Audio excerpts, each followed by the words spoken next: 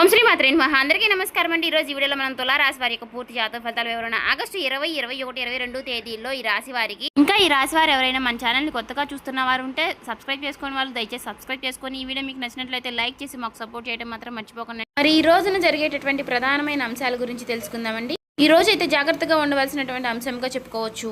ఎందుకంటే ఈ రోజున మీ జీవితంలో ఒక డెడ్ లైన్గా ఉండబోతోంది. ఎందుకు అంటే కనుక మధ్యాహ్నం 2:30 తర్వాత మీ జీవితంలో ఊహించినటువంటి ఒక మార్పు అనేది రాబోతుంది. ఈ నిదానం పాటి లక్ష్మీ అమ్మవారి జ్యోతిష్యాలయం గురువు గారు రామరాజు గారండి. స్త్రీ పురుష వశీకరణ కూడా చేయబడును. ప్రేమ సమస్యలు, పెళ్లి సమస్యలు, రాజకీయ సమస్యలు, విదేశీ ప్రయాణం, ధనం నిలగలగలేకపోవటం, భార్యాభర్తల సమస్యలు, అత్తకోడల సమస్యలు, ఆస్తగాదాలు, అప్పుల బాధలు, నరదృష్టి, నరదోషం, ఇలా ఏ సమస్యలకైనా ఈ గురువు గారు ఫోన్ కాల్ ద్వారానే జాతకం అనేది చెప్పబడును. మనం ఎక్కడున్నా సరే ఈ గురువు గారిని ఫోన్ కాల్ ద్వారా సంప్రదించవచ్చు. ఈ గురువు గారి ఫోన్ నెంబర్ వచ్చేసి 9963017014 అండి. మీరు ఏ సమస్యలతో బాధపడుతున్నా సమస్యల నుంచి బయటపడాలంటే మాత్రం గురువుగారిని సంప్రదించి చూడండి. చాలా నమ్మకమైన గురువుగారండి. చెప్పినట్టుగా జరుగుతుంది.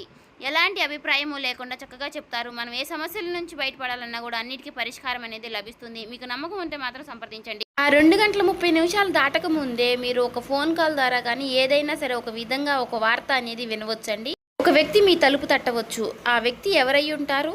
ఆ వ్యక్తి ద్వారా ఆ వార్త వినగానే ఒక్కసారిగా మీ గుండె జల్లుమంటుంది. ఇది ఒక షాకింగ్ న్యూస్గా చెప్పుకోవచ్చు.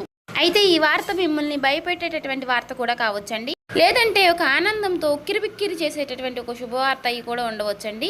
మరైతే ఈ వీడియో మీ జీవితాన్ని తప్పకుండా మలుపైతే తిప్పబోతుందని చెప్పుకోవాలి. కాబట్టి ఈ వీడియోని మీరు ఎక్కడ కూడా స్కిప్ చేయకుండా చివరి వరకు చూస్తేనే మీకు అప్పుడు ప్రతి ఒక్క చిన్న విషయం కూడా క్లారిటీగా మీకు అర్థమవుతుందండి.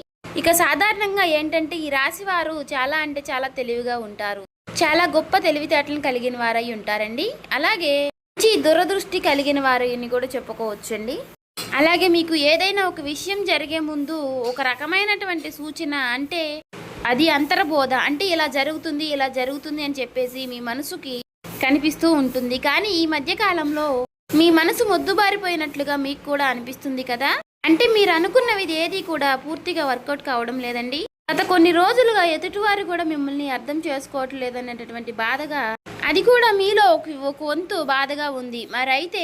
మరైతే మీ గుండె లోతుల్లో ఏదో ఒక అద్భుతం అనేది జరగబోతుంది అని చెప్పేసి మీరు మాత్రం మనసులో పూర్తిగా ఏదో ఒక విషయంలో నమ్ముతూనే ఉంటారు. అయినప్పటికీ గత కొన్ని సంవత్సరాలుగా మీరు ఒక గందరగోళమైనటువంటి పరిస్థితులు అనేది చిక్కుకున్నారండి. చెప్పాలంటే ముఖ్యంగా ఒక ఆర్థిక పరమైనటువంటి విషయంలో కావచ్చు, లేదంటే ఒక డాక్యుమెంట్స్ విషయంలో కావచ్చండి, లేదా భూమి విషయంలో కావచ్చు. ఇలా మీరు ఎదురు చూపులు చూస్తూ ఉన్నారు. అసలు ఇది జరుగుతుందా లేదా అని చెప్పేసి ఒక రకమైనటువంటి సంఘటనతో సంవిధ్యంలో మీరు కొట్టుమిట్టు ఆడుతున్నటువంటి పరిస్థితులు కూడా కనిపిస్తూ ఉన్నాయండి. మరైతే మీరు బాగా నమ్మినటువంటి కొంతమంది వ్యక్తులు కూడా మీ మీద నెగిటివ్గా సమాచారం అనేది చేస్తూ ఉండటం. అయితే రేపటి రోజున మీకు మధ్యాహ్నం ఈ టెన్షన్స్ కానీ, లేదంటే తర్వాత జరగబోయేటటువంటి అంశం గురించి కానీ తెలుసుకుంటే ఇది మీకు చాలా చాలా ప్రత్యేకంగా మీ జీవితంలో ఉండబోతుంది.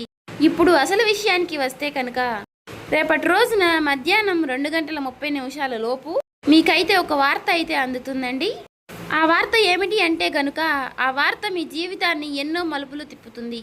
అంటే దీని గురించి మీరు ఎప్పుడో ఆశలు వదిలిపెట్టుకున్నటువంటి ఒక పాత విషయం గురించి ఆ చర్చ అనేది కావచ్చు. అదేంటంటే మీ ఆస్తి తగాదాలు ఏదైనా, ఇలా దానికి సంబంధించి మీ యొక్క విజయానికి కారణం కావచ్చు, లేదా ఎంతో కాలంగా మీరు ఎదురు చూస్తున్నటువంటి ఒక విదేశీ ప్రయాణం అయి ఉండవచ్చు.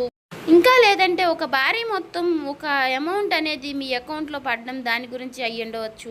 మరి మీకు రేపటి రోజున ఆ సమయంలో ఒక శుభ పరిమాణం అనే చెప్పుకోవచ్చండి.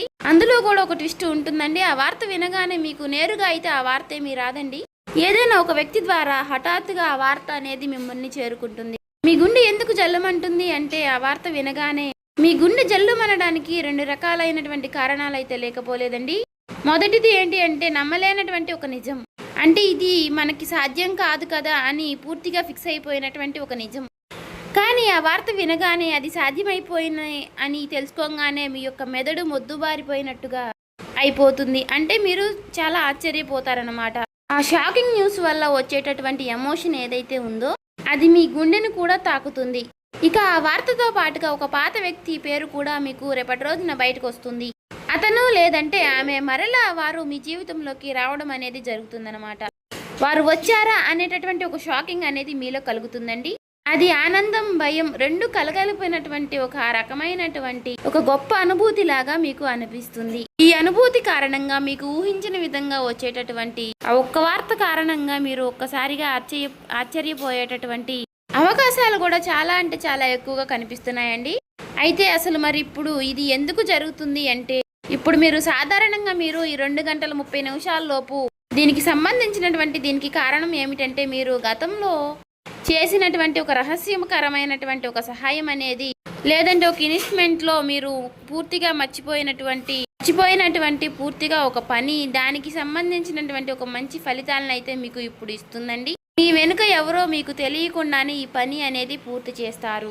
ఎవరు చేసుంటారు అని చెప్పుకోవాలి అంటే మాత్రం ఆ భగవంతుడే చేశారని చెప్పుకోవాలి. అంటే ఈ రోజున కొంతమంది వ్యక్తులు ఆ నిజాన్ని బయట పెట్టాలి అని నిర్ణయించుకుని ఉంటారు. అయితే అందుచేత వారు ఊహించని విధంగా మీకు ఈ ధనలాభం అనేది మీదే, ఈ ఆస్తి కూడా మీదే, దానికి సంబంధించినటువంటి డాక్యుమెంట్స్ కానీ ఇలాంటివి ఏవైనా సరే తీసుకువచ్చి మీకు పూర్తిగా వివరణ అనేది చేస్తారండి. వీటన్నిటిని చూసుకుంటే కొంచెం రెస్ట్ తీసుకునేటటువంటి ప్రశాంతకరమైనటువంటి రోజు అని చెప్పుకోవచ్చు. ఊహించిన విధంగా వారు చెప్పడం వల్ల మీకు కొంచెం ఆశ్చర్యకరంగా అనిపిస్తుంది. అయితే దీనికి మరొక రీజన్ కూడా ఉందండి. గ్రహస్థితి పరంగా చూసుకున్నట్లయితే గనుక మీకు ఈ రోజున శని ప్రభావం అనేది కొంచెం తక్కువగానే కనిపిస్తుంది. అలాగే ఈ రోజున మీకు శని భగవానుడు మంచి అవకాశాలను కూడా ఇవ్వబోతున్నాడండి. రాహువుల యొక్క సంచారం, గురు దృష్టి మీ యొక్క రాశి యొక్క పైన కూడా పడిందండి. కాబట్టి ఈ 2 గంటల 30 నిమిషాలు అనేది ఈ రాశి వారికి ఒక ముహూర్తం లాంటిది అన్నమాట. మరి ఈ సమయంలో గ్రహాల యొక్క కలయిక వలన మీకు ఆశ్చర్యకరమైనటువంటి ధనలాభం కానీ, లేదంటే ఒక ముఖ్యమైనటువంటి కీలకమైనటువంటి వార్త వచ్చేటటువంటి అవకాశం, అది కూడా ఆ వార్త నుంచి వచ్చేటటువంటి ఒక లాభం మీకు అన్ని రకాలుగా చాలా అంటే చాలా ఆశ్చర్యకరమైనటువంటి విషయాలను అయితే కలిగిస్తాయండి. అయితే ముఖ్యంగా దీనివల్ల ఏంటంటే, మీరు మీ జీవితంలో ప్రధానంగా చూసుకున్నట్లయితే రేపటి రోజున మీకు ఉన్నటువంటి కొన్ని పెద్ద పెద్ద టెన్షన్స్ కూడా తగ్గుతాయండి. సమాజంలో గౌరవ ప్రతిష్టలు కూడా పెరుగుతాయి. ఆ వార్త వినగానే మీరు ముందు ఎమోషనల్ అయిపోతారు. కానీ ఆ సమయంలోనే మీరు తప్పుడు నిర్ణయాలు తీసుకునే అవకాశాలు కూడా కనిపిస్తున్నాయండి. అంటే అలాగే ఏదైనా మీరు కొంచెం అంటే మీకు బీపీ అనారోగ్య సమస్యలు ఉన్నవారు కూడా ఆవేశపడిపోయి తొందరపడి నిర్ణయాలు తీసుకోకుండా కొంచెం ప్రశాంతంగా నిర్ణయాలు తీసుకోవడం, సమర్థవంతంగా ఎదుర్కొనేటటువంటి ప్రయత్నం అనేది చేయాలండి. అటువంటి శక్తి ఉన్నప్పుడు ఏ విధంగా కూడా మనం భయపడాల్సిన అవసరం అయితే లేదండి. ప్రతి ఒక్క మనిషి విషయంలోనూ కూడా శుభవార్తలు అశుభవార్తలు సాధారణం. ఒక్కొక్క రోజు మనకు చాలా ప్రశాంతంగా అనిపిస్తుంది, ఒక్కొక్క రోజు అసలు ఈ రోజే బాగాలేదు, చాలా ఒత్తిడిగా ఉంది, నిద్ర లేచినప్పటి నుంచి ఎవరి ముఖం చూసాము అన్నట్లుగా ఒక రకమైనటువంటి ఫీలింగ్ అనేది మనలో కలుగుతూ ఉంటుంది. అలా ఒక్కొక్క రోజు ఒక్కొక్క రకంగా ఉంటుంది అన్నమాట. కాబట్టి ఒక్కొక్క రోజు మనకు సంబంధించినటువంటి పనుల్లో కొన్నిటిలో ప్రశాంతత అనేది కనిపిస్తుంది.